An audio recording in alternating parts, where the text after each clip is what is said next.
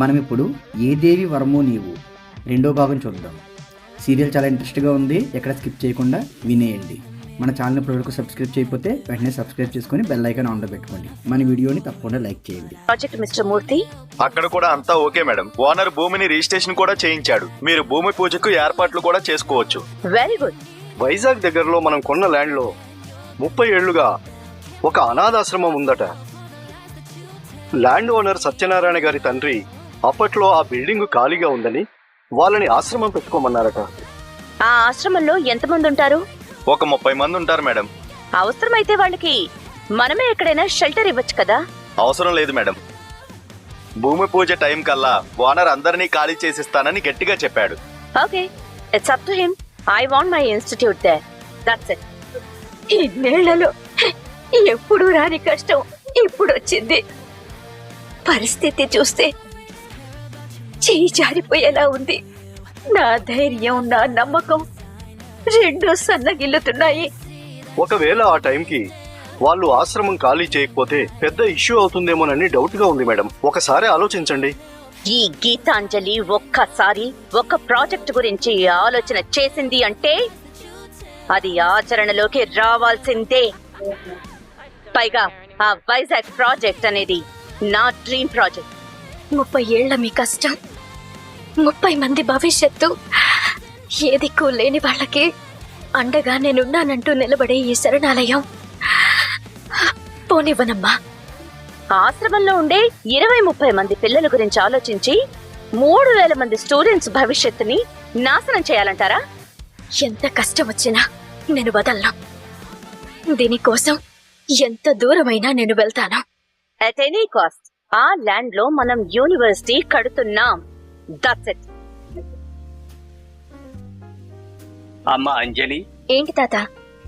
కూడు పెట్టిన గూడు చెదిరిపోతుంది అని మా గుండెలు పగిలితే నువ్వు అతికించి ధైర్యం నింపాలని చూస్తున్నావా?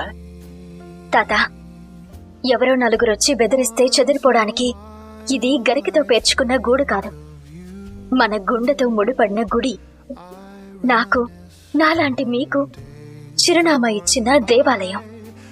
ఎలా వదులుకుంటాను తాత? రేపు ఈ ఆశ్రమాన్ని ఖాళీ చేయాల్సి వస్తుందేమోనని బెంగతో ఎవరూ మంచినీళ్లు కూడా ముట్టుకోవడం లేదమ్మా.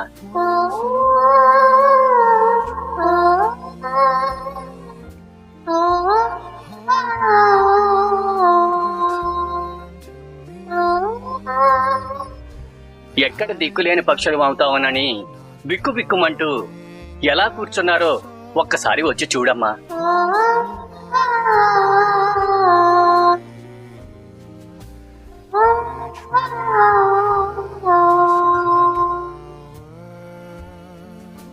ప్రజలారా, మీ సమస్యలు వినడానికి శబరి ఆశ్రమం యువరాణి అంజలి గారు వస్తున్నారు. ప్రజలారా, ఎందులకు మీ చింత? ఏమిటి మీ సమస్య? మనల్ని ఆశ్రమం నుంచి పంపించేస్తారంట కదా యువరాణి. ఏమంటివి? ఈ అంజలి రాణి ఉండగా మిమ్మల్ని ఆశ్రమం నుంచి పంపించుటయా? ఎంత మాట! అది జరగని పని. తదుపరి వాళ్ళెవరో వచ్చి ఆశ్రమం ఖాళీ చేయమన్నారు కదా యువరాణి. మాకు భయం వేస్తుంది. ఓ, భయమా? ఈ రాత్రికి మన ఆశ్రమంలో సేమియా పాయసం స్పెషల్. పాయసం.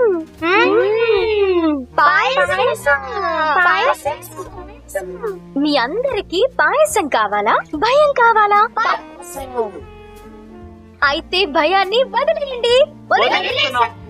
అయితే ఇచ్చద రాత్రికి మీకు పాయసం.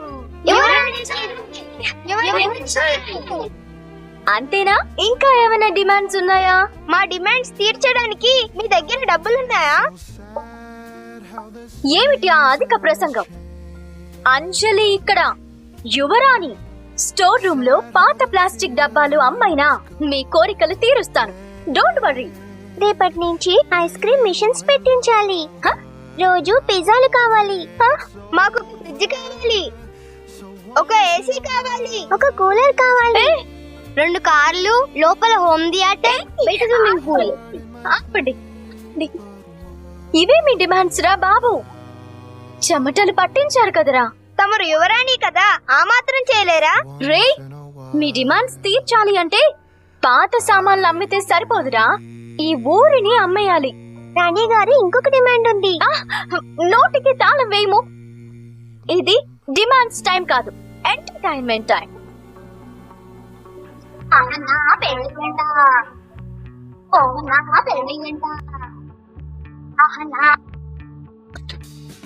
నువ్వు నిజంగా యువరాణివమ్మా. ఇంతమంది బాధపడుతుంటే తిరిగి వాళ్ళ మొహాల్లో నవ్వులు తీసుకొచ్చావు. అందరూ ఒక విషయం గుర్తు పెట్టుకోండి, మనం ఎవ్వరూ అనాథలం కాదు. మనమంతా ఒక కుటుంబం. ఒక తల్లికి పుట్టిన బిడ్డలం కాకపోయినా ఒకే చెట్టుకు పూసిన పువ్వులం. మనల్ని ఎవ్వరూ విడదీయలేరు.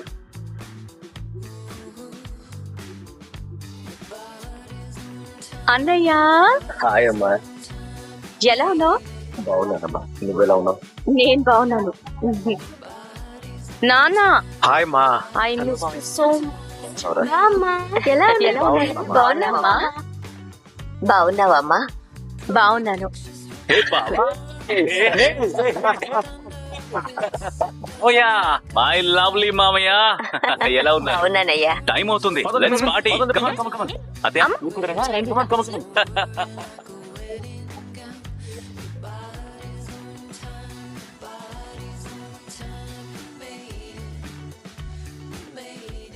ఏంటన్నయ్య అలా చూస్తున్నావు? ఏం లేదమ్మా, ఒకప్పుడు నిన్నందరూ శివశంకర్ చెల్లెలు గీత అనేవారు. ఇప్పుడు నన్నందరూ the great business woman Geetanjali brother అంటున్నారు. దీనికి కారణం నువ్వు, నీ పట్టుదల, నీ కృషి, నీ విషయం. అంతలోనే ఎంత ఎదుగుదల చూస్తుంటే చాలా హ్యాపీగా ఉందమ్మా. బావా, ఎవ్రీ సండే మన రెండు ఫ్యామిలీస్ కలుసుకోవాలని రూల్ ఉంది. నేను తప్ప నా గీతుని ఎవ్వరూ పొగడకూడదనే కండిషన్ ఉంది. అయినా ప్రతి సండే ఇదే రిపీట్ అవుతుంది. No, I really don't like it. ఏంటి బావా, నా చెల్లిని పొగుడుతుంటే నీకు కుళ్ళొచ్చేస్తుందా ఏంటి? నాకు కుళ్ళు రావడం కాదు బావా, నీ పొగడ్తలకి మామయ్య గారు సంతోషంతో ఉబ్బిపోతున్నారు. ఎక్కడ పొట్ట పగిలిపోతుందేమో అని భయంగా ఉంది.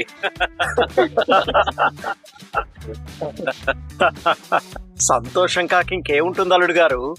20 ఇన్స్టిట్యూట్లు, 30,000 మంది పిల్లలు, 40 ఏళ్ల వయసులోనే నగరాన్ని ఆశ్చర్యపోయేలా నా కూతురు నిర్మించిన ఈ చదువుల సామ్రాజ్యాన్ని చూస్తుంటే నాకు చాలా గర్వంగా ఉందయ్యా. నా బిడ్డ లక్ష్యానికి గొప్ప మనసున్న మీరు తోడుగా నిలబడినందుకు ఇంకా ఆనందంగా ఉందయ్యా. మీకు ఎన్నిసార్లు థ్యాంక్స్ చెప్పినా మీ రుణం తీర్చుకోలేమయ్యా. ఆపండి మామయ్య గారు, అంతటితో ఆపండి. మీరు కాదు నాకు థ్యాంక్స్ చెప్పాల్సింది, నేనే మీకు, అత్తయ్య గారికి థ్యాంక్స్ చెప్పాలి. దేనికి? ఇంత అందమైన, తెలివైన వ్యక్తిత్వం ఉన్న అమ్మాయిని కన్నందుకు, లైఫ్ పార్ట్నర్ గా ఇచ్చినందుకు. మీరు నా వైఫ్ కి ఏ ముహూర్తాన గీతాంజలి అని పేరు పెట్టారో నాకు తెలియదు కానీ మామయ్య గారు, తన క్యారెక్టర్ లో, తన లైఫ్ కాంపౌండ్ లో, గీత నడిచే దారిలో, తను బ్రతికే తీరులో లెన్స్ వేసి వెతికిన ఒక్క అడ్డు గీత కూడా కనిపించదు. ఏమండి? Hey, బాబా, ఓకేనా? are you okay? అన్నయ్య, కూల్ కూల్, ఓకే. ఆ అందమైన చందమామలో కూడా మచ్చ ఉంటుందేమో కానీ నా గీతులో చిన్న మచ్చ కూడా ఉండదు. గతమా గతమా వదిలేదనా నిన్ను కొనసాగనే దారిలో నీకు కనిపిస్తుందా? కనిపిస్తే 25 ఏళ్లుగా తన కోసం నేనిక్కడ ఎదురు చూస్తున్నానని చెప్పు. తను నా దగ్గరకు వస్తుందన్న ఆశతో బ్రతుకుతున్నానని చెప్పు. నీ కూతురు నీ కోసం ఏడుస్తుందని చెప్పు. ఆకాశం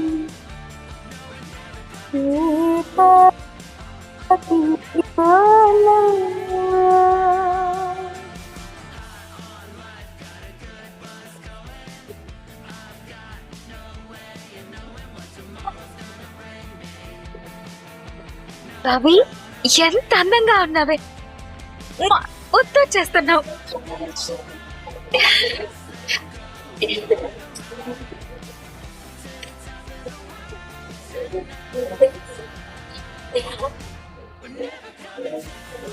ఇప్పుడు గాని ఈ ఫోటోలని బావకి పంపాను అంతే, ఢమాలని పడిపోతాడు.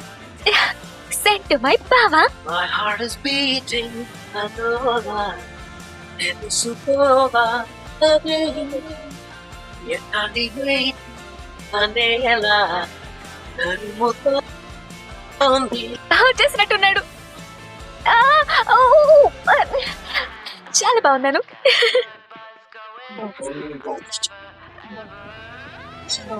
అన్నయ్య పద.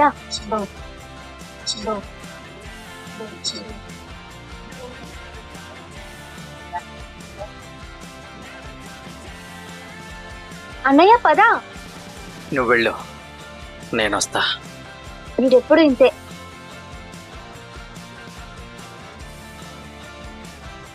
జాగ్రత్త, కాలుతుంది. ఏంటి అంత జరికిచ్చావు? మీరేంటి సార్ అలా చూస్తున్నారు? దోశ బాగుందని. మీకు కావాలా సార్? నైట్ టైం కదా, డైరెక్ట్ డిన్నరే అలవాటు. ఏమంటున్నారు సార్? తెలుగులోనే కదా చెప్పాను. నాకు అర్థం కాలేదు సార్. అర్థం కాకపోవడానికి నువ్వేమైనా చిన్న పిల్లవా? చాలా పెద్ద పిల్లవి. అవును, లాస్ట్ టైం నీ ప్లేస్ లో వేరే అమ్మాయి ఉండేది. నేను నిన్ననే కొత్తగా జాయిన్ అయ్యాను సార్. నేనెవరో తెలుసా? గీతాంజలి గారి మేనలున్నాయి. నేనేం చేస్తాను తెలుసా?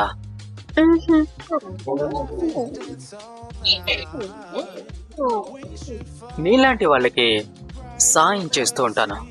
నాకే సాయం అక్కర్లేదు సార్. ఆహా, అవును, నీ జీతం ఎంత? 20,000 సార్. 20,000 కోసం ఇంత అందాన్ని ఆవిరి చేసుకుంటున్నావు అన్నమాట. Very bad. సార్ మీరు ఏదేదో మాట్లాడుతున్నారు. ముందు మీరు ఇక్కడి నుంచి వెళ్ళండి సార్, నేను పని చేసుకోవాలి. వెళ్తాను, చేసుకో. కాకపోతే రేపు కాస్త వీలు చూసుకో. దేనికి సార్? సరదాగా అమీర్పేటలో షాపింగ్ చేసి సరాసరి గండిపేటలో గెస్ట్ హౌస్కి వెళ్దాం. Just peace of mind. నేను అలాంటి దాన్ని కాదు సార్. సేమ్ డైలాగ్ నిన్నటిదాకా నీ ప్లేస్ లో ఉన్న అమ్మాయి చెప్పింది. పాపం ఇప్పుడు తను లేదు, తన ప్లేస్ లోకి నువ్వు వచ్చావు. రేపు నీ పరిస్థితి అంటో. సార్ నాకు ఈ జాబ్ చాలా అవసరం సార్, ప్లీజ్ సార్. ఒంట్లో ఈ భయం ఉంటే లేదు, కాదు, కుదరదు అనే మాటలు నీ నోట్లో నుంచి రావా. రేపు సాయంత్రం 6 గంటలకి ఇంటి బయట కారు ఉంటుంది, వచ్చి ఎక్కువ.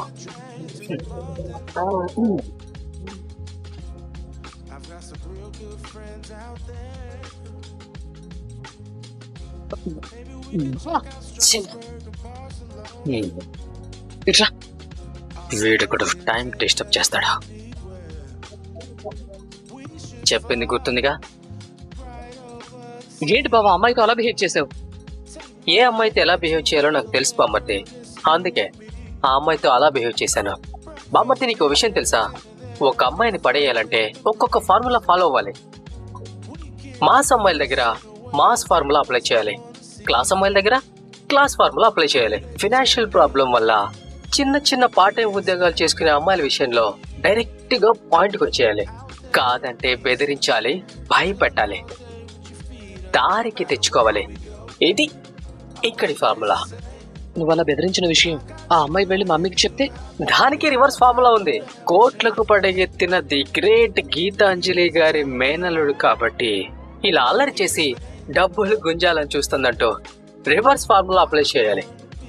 అత్తయ్య నమ్మేస్తుంది, ఆ అమ్మాయిని తిట్టి పంపిస్తుంది. That's it.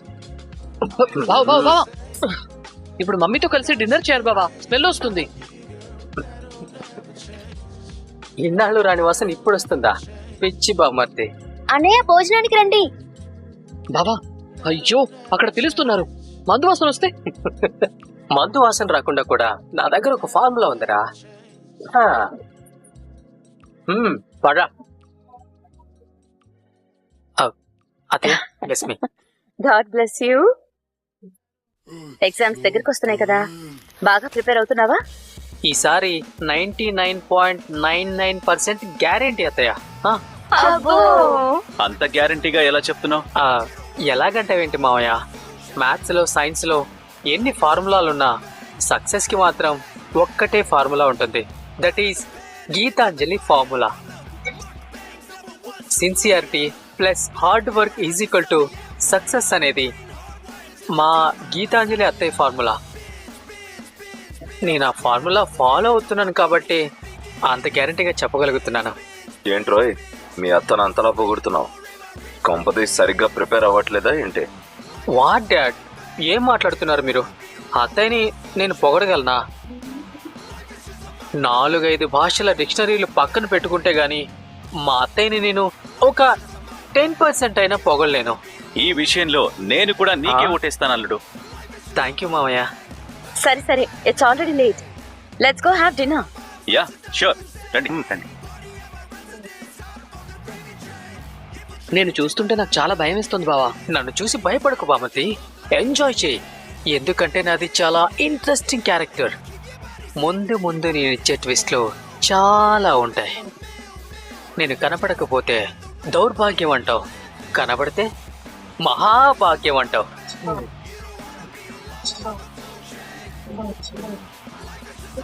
అదిగో ఆ అక్కదే ఇవాళ పుట్టినరోజు. అందుకే మన ఆశ్రమంలో అన్నదానం చేయడానికి వస్తున్నారు. నమస్కారం అండి. మీ పాప పేరేంటి? మహాలక్ష్మి అమ్మా. అచ్చం మహాలక్ష్మి లాగే ఉంది. అందరూ మహాలక్ష్మి అక్కకి బర్త్డే విషెస్ చెప్పండి. Happy birthday. హ్యాపీ బర్త్డే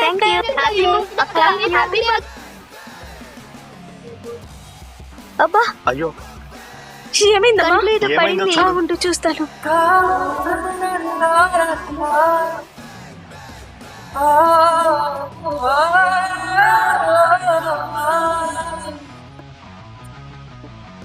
ఇప్పుడు తగ్గిందా?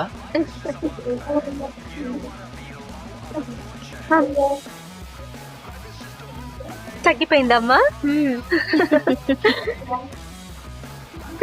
నా బంగారు తల్లి.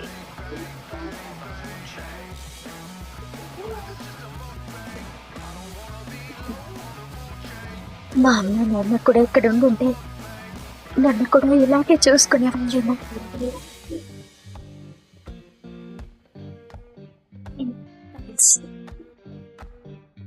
మా పాప పుట్టినరోజు సందర్భంగా మా వంతు సహాయం అమ్మా.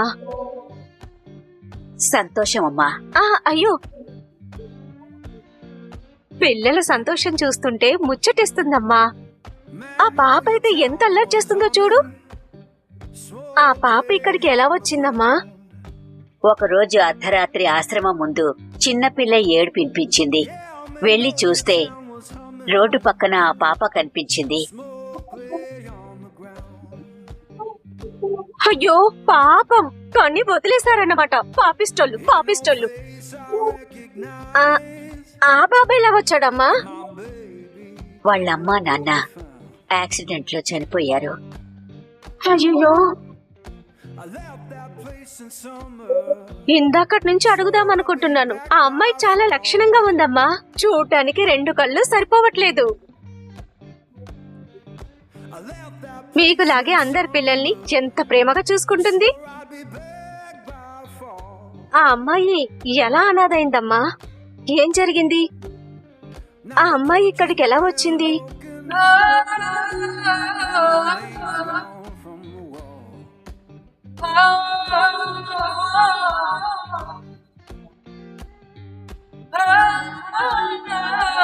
మాట్లాడారేంటమ్మా? ఇక్కడున్న ప్రతి ఒక్కరికి ఒక్కొక్క కథ ఉంటుంది. కొందరి కథలు అందరికీ తెలుస్తాయి, ఇంకొందరి కథలు వాళ్ళకు కూడా తెలియవు.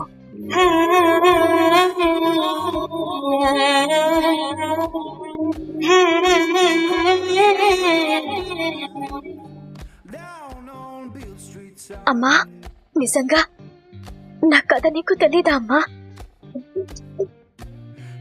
ఇక్కడున్న అందరూ ఎలా వచ్చారో, ఎక్కడి నుంచి వచ్చారో అని తెలిసిన నీకు నా గురించి మాత్రం ఎందుకు తెలీదమ్మా? నేను ఎన్నిసార్లు అడిగినా ఇలా మౌనంగా ఉంటున్నావే తప్ప మా వాళ్ళ గురించి చెప్పట్లేదు. అంటే నాకు సంబంధించి ఎవరు లేరా? నా కోసం ఎవరు రారా? చిన్నప్పటి నుంచి నేను అడిగే ఈ ప్రశ్నకి నువ్వు సమాధానం చెప్పట్లేదు. ఇలా మౌనంగానే ఉంటున్నావు. ఎందుకమ్మా? ఈ పిన్నెవరో నువ్వు తెలుసుకోకూడదు, అనాథగా పెరగాలి. నీ మౌనమే నాకు నమ్మకాన్ని కలిగిస్తుందమ్మా. నా గురించి నువ్వు చెప్పట్లేదంటే నా వాళ్ళు ఉన్నారని అర్థం. నేను అనాథని కాదని అర్థం. నాకు ఓ కుటుంబం ఉందని అర్థం. కానీ ఎన్నేళ్లుగా నాకు అర్థం కానిది, నా గుండెని మెలిపెట్టే ప్రశ్న ఒకటి ఉంది. మా అమ్మ నన్ను 9 మాసాలు మోసి నన్ను కనింది కదా, మరి తనకి నేను గుర్తులేనా? నన్ను మర్చిపోయిందా? నన్ను వదిలేసి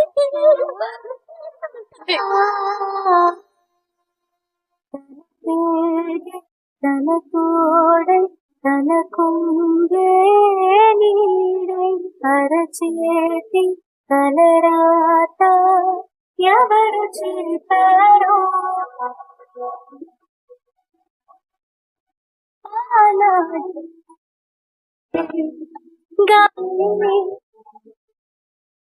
రే రే రే రే, లోపలికెవడో వచ్చాడ్రా. పదండ్రా, వాడంతా చూద్దాం. పదండి పదండి. కూర్చోండి కూర్చోండి కూర్చోండి కూర్చోండి.